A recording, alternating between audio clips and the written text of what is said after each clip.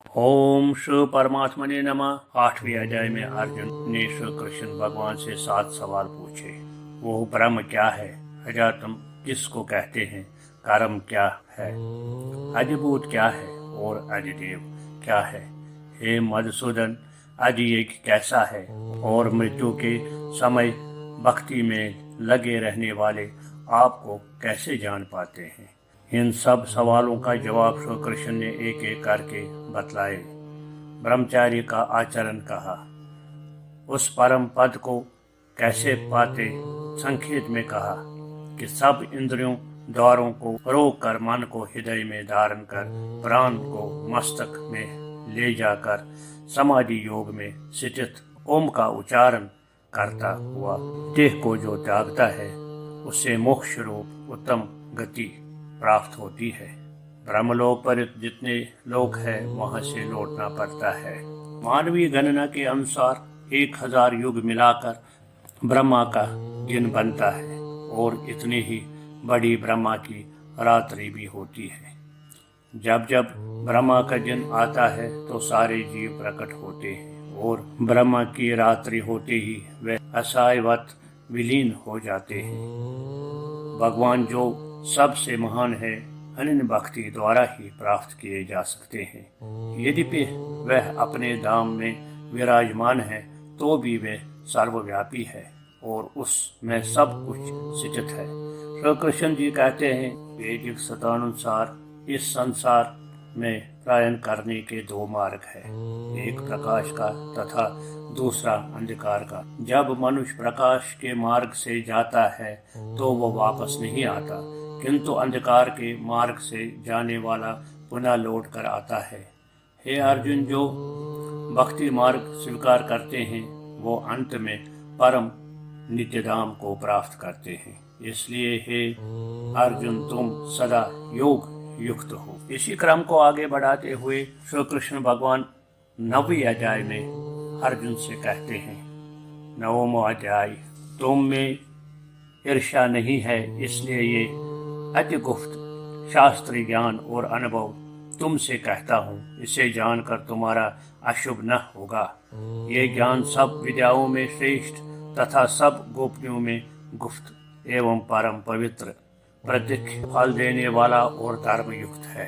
ये राज विद्या है, साधन करने में बड़ा सुगम और नष्ट नहीं होता है, परंतु इस धर्म पर जो श्रद्धा नहीं रखते वो मुझे नहीं पाते और इस मृत्यु युक्त संसार में बार बार लौटते हैं। मैं अव्यक्त हूँ और मैंने ही ये सब जगत प्रकट किया है।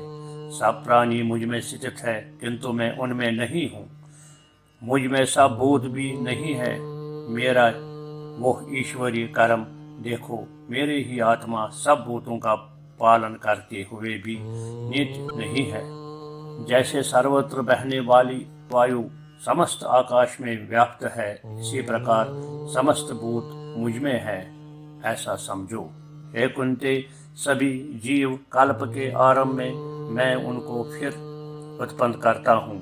अपनी प्रकृति का आश्रय लेकर उनके गुण व स्वभाव वाले समस्त भूत वर्गों को मैं बराबर उत्पन्न करता हूँ। हे धनंजय, मेरे ये कर्म मुझे नहीं बांधते, क्योंकि मैं उदासीन की तरह इनमें आसक्त नहीं हूँ। हे पार्थ, विवेकी जन जो देव प्रकृति में स्थित है वह मुझे सब संसार का आदि अविनाशी जानकर अनन्य मन से भजते हैं।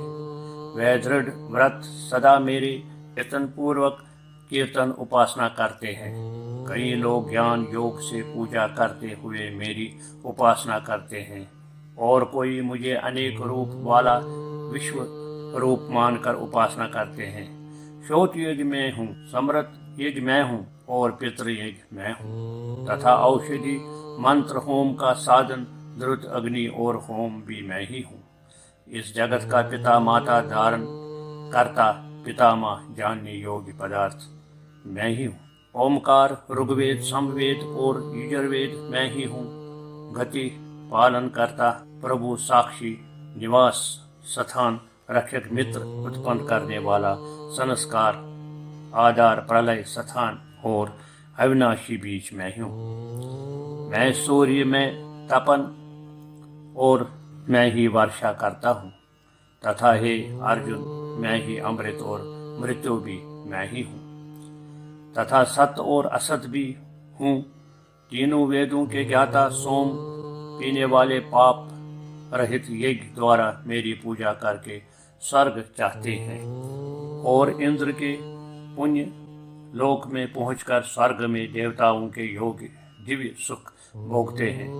वह विशाल स्वर्ग लोक में सुख भोगकर पुण्य के क्षीण होने पर फिर मृत्यु लोक में आते हैं। इस प्रकार तीनों वेदों के यज्ञ आदि धर्मों का पालन करने वाले भोग की इच्छा रखने वालों का आवागमन होता रहता है। जो अनन्य भाव से चिंतन करते हुए मेरी उपासना करते हैं, उन नित्य योगियों के योग खेम अर्थात स्थान भोजन आच्छादित इनकी मैं रक्षा करता हूँ। हे कुंती, जो दूसरे देवताओं के भक्त है और सदा से उन्हें पूजते, वह भी मेरे ही पूजन करते हैं, परंतु यह पूजन विधि पूर्वक नहीं है। सब योगों का भोक्ता और स्वामी मैं ही हूँ। जो मेरे इस तत्व को नहीं जानते, वे आवागमन से नहीं छूटते। देवताओं का पूजन वाले देवलोक को प्राप्त होते हैं, पितरों के पूजन वाले पितरलोक को पाते हैं और मेरे पूजन करने वाले मुझे प्राप्त होते हैं। भक्ति से पत्र पुष्प फल जल को मुझको अर्पण करता है, उस शुद्ध अंतःकरण वाले व्यक्ति के भक्ति से दिए हुए पदार्थ को मैं बड़ी प्रसन्नता से ग्रहण करता हूँ। हे कुंती, जो तुम कहते हो, खाते हो, तप करते हो, सब मेरे अर्पण करो। ऐसा करने से कर्म बंधन रूप शुभ अशुभ फलों से मुक्त हो जाओगे। संन्यास योग में युक्त होकर मुक्ति या मुझको अवश्य पाओगे। मैं समस्त भूतों में समान हूँ, न कोई मुझे प्रिय और न कोई अप्रिय है। जो कोई मुझको भक्ति से बचता है, वो मुझ में है और मैं उसमें हूँ। यदि कोई दुराचारी भी हो और अनन्य भाव से मेरा भजन करे, उसको मैं साधु ही मानता हूँ, क्योंकि उसने उत्तम मार्ग ग्रहण किया है। वो शीघ्र ही धर्मात्मा होता है और चिर स्थायी शांति को प्राप्त होता है। हे कुंती, यह निश्चय करके जानो कि मेरे भक्त कभी नाश को प्राप्त नहीं होता। हे पार्थ, मेरा आश्रय पाकर नीचे कुल में उत्पन्न स्त्रियां, वैश्य और शूद्र भी उत्तम गति को पाते हैं। फिर जो पुण्यवान भक्त राजऋषि और ब्राह्मण हैं, उनकी तो बात ही क्या है। अतः इस नाशवान और दुख भरे संसार में जन्म पाकर तुम मेरा ही भजन करो। मुझ में मन लगा मेरा भक्त बन, मेरी पूजा और मुझे नमस्कार कर, मुझ में लो लगाए रहकर मुझ में लय हो जाओगे। अगर आपने हमारे चैनल मुक्ति सागर को पहले सब्सक्राइब नहीं किया है तो सब्सक्राइब करें।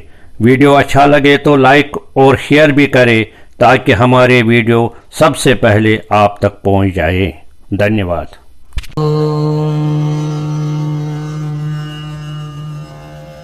ओम।